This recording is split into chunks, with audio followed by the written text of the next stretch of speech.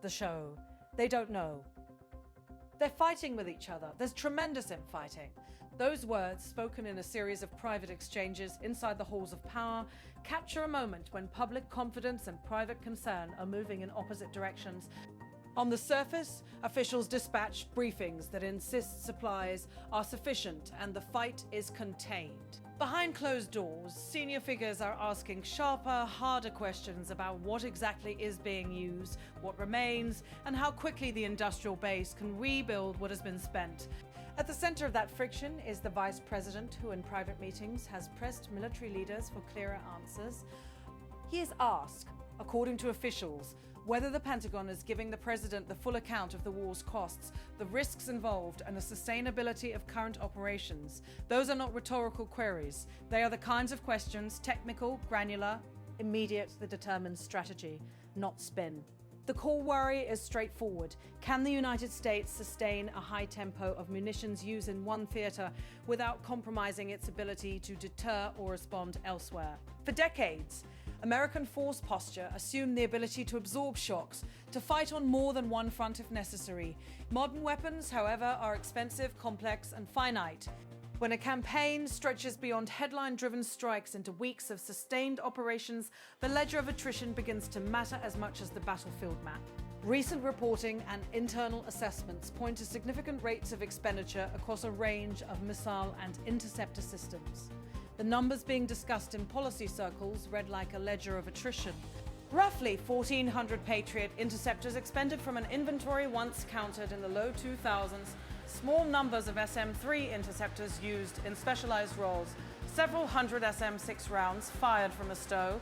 The conflict decay pile that was measured in the low thousands, Tomahawk cruise missiles, and long-range standoff weapons used in substantial quantities, and precision strike munitions, those newer, higher-value weapons, counted off in the dozens. Taken together, those figures have alarmed some inside the administration.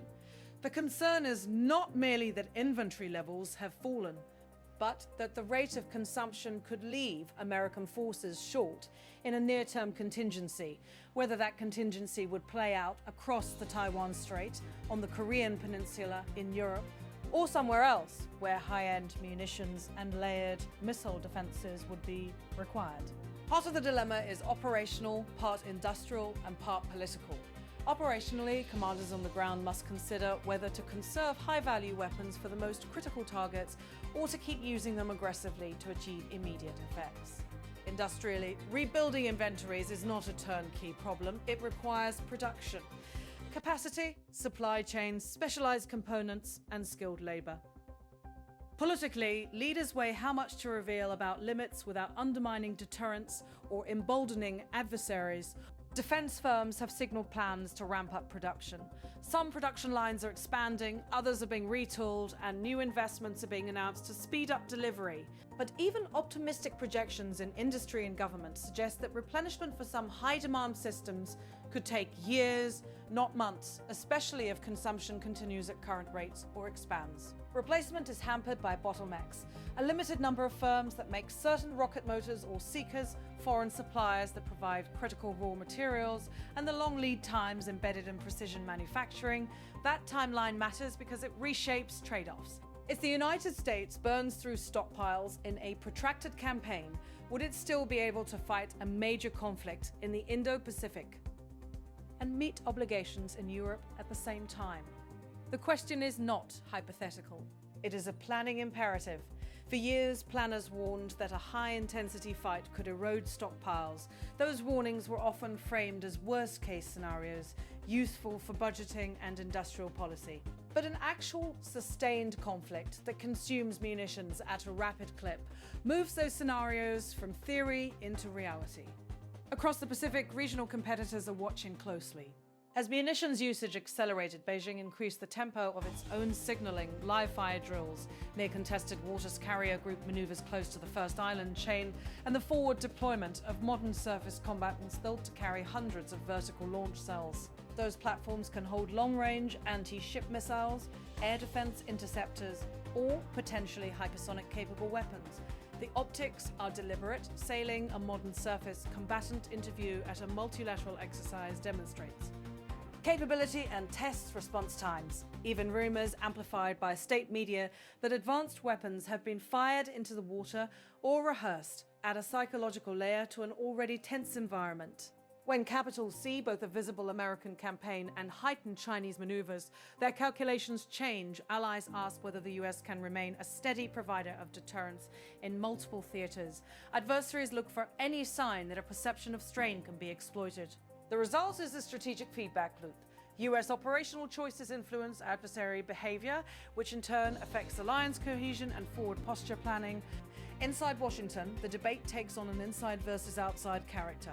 Some officials argue that public confidence in US behind power projection is indispensable for deterrence. They insist that emphasizing American capability, even while stocks are drawn down, prevents adversaries from misreading weakness. Others, including some close to the preside, counter that clarity and candor with Congress and the public are equally important, especially when the cost of operations is measured in weapon systems that take years to replace. That tension, secrecy versus accountability, prudence versus deterrence, has produced moments of friction. Members of Congress who control budgets and confirm senior officials are watching the debate about transparency closely. Some call for oversight and briefings to ensure strategic decisions are informed by solid logistics. Others warn that publicizing limits could embolden adversaries and complicate operational security. The result is the classic wartime governance dilemma: how much to reveal, and whose counsel should tip the scales when immediate operations and long-term readiness tug in different directions. Logistics officers and weapons managers are tasked with translating policy into arithmetic. They count interceptors in depots, tomahawks in magazines, and precision seekers in warehouses. Why ask how quickly production lines can be ramped where the bottlenecks are, and how long it takes to move from a signed contract to a delivered round? Those calculations are technical, often buried in classified annexes, but their implications are simple. The number of days a defense can sustain current operations, the number of weeks before shortfalls appear in decisive theaters, and the months it might take to rebuild a critical baseline. Those are the figures that shape commanders' options. If inventories fall below certain thresholds, leaders may be forced to adopt more conservative targeting approaches, prioritize certain theaters, or accept higher levels of risk elsewhere. Conversely, if production can be steadily increased and supply chains secured, it becomes possible to maintain pressure while preserving deterrence in other regions. But the margin between those outcomes may hinge on decisions taken in city offices and factory floors in the next few months. The industrial RIA sponsors underway, contracts are being awarded, production lines are expanding, and investments are being announced. Yet expanding capacity is not the same as instantly replenishing inventories. Supply chains need parts, precision manufacturing needs skilled workers, and many components have long lead times. Analysts caution that even with sustained investment, bringing some systems back to pre-conflict levels could stretch into a multi-year horizon. That prospect reshapes political calculations. Demonstrating resolve through sustained strikes can sustain domestic support and reassure partners in the short run. But if those strikes deplete the high-end inventories that underpin deterrence elsewhere, the long-term costs may outweigh immediate gains. Allies depend on predictable US allies depend on predictable US support. Domestic audiences are sensitive to both the human and material costs of prolonged engagement recruiting, industrial workforce mobilization, and the broader resilience of the defense enterprise are the conflict, all influenced by whether political leaders align messaging with operational realities. There are no easy, risk-free options. One path is to maintain the current operational tempo, accepting the industrial burden and pushing for accepted production.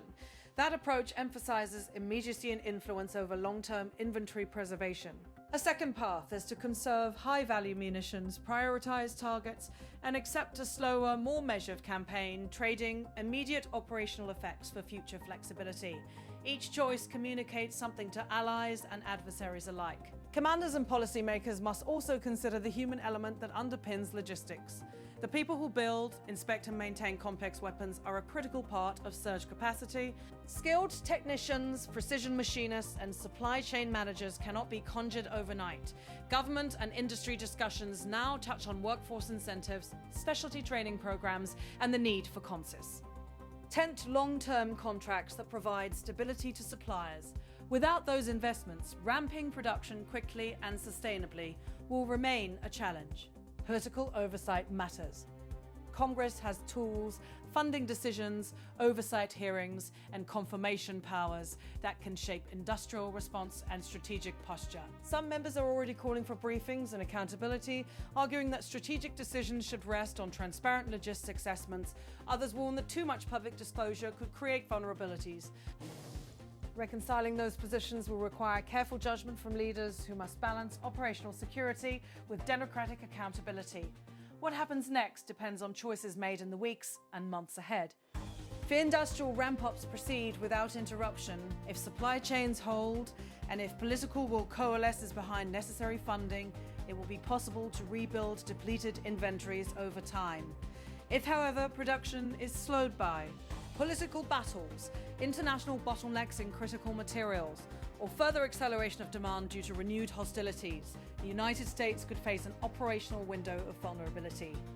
Regional partners are already responding to this uncertainty.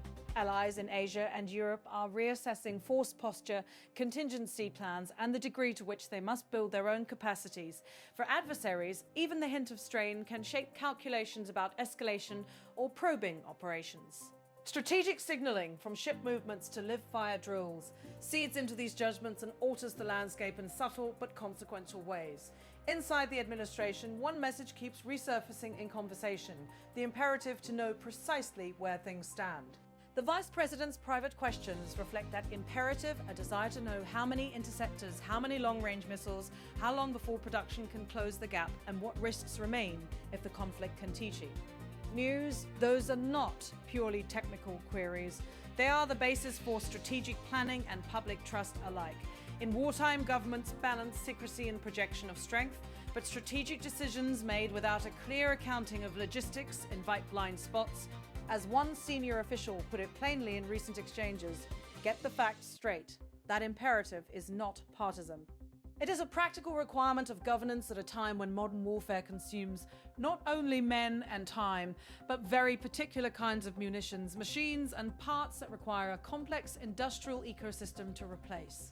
The choices that follow will set the course for operational priorities, alliance commitments, and the demands placed on an industrial base that must now be matched to strategic ambitions.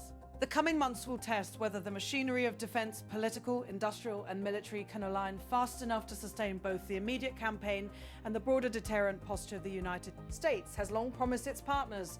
The answer will hinge on hard bookkeeping as much as it will on strategic will, on inventories counted, production lines that scale, supply chains that hold, and candid conversations that reconciles public posture with private preparedness. It is a simple, sober demand from the center of policymaking: know what you have, know how fast you are burning it, and know how long it will take to build it back.